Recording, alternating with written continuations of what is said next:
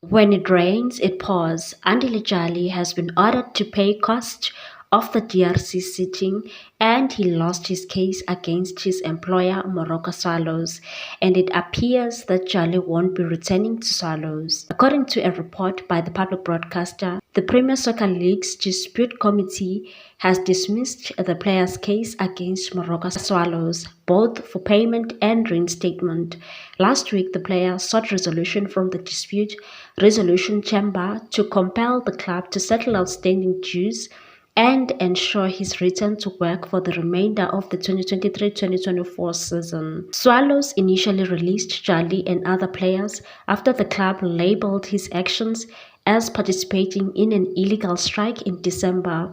During this time, most of the team demanded early payment before Christmas and refused to participate in a match due to payment delays.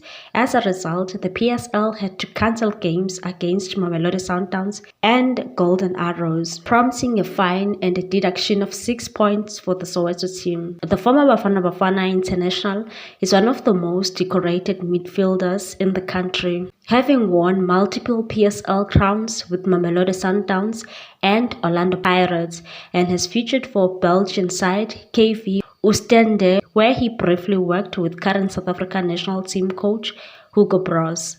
His departure from Sundowns was not a kiss and say goodbye type of exit, as he was clearly no longer in the plans of Rulani Mokwena after he arrived at training having taken happy beverages.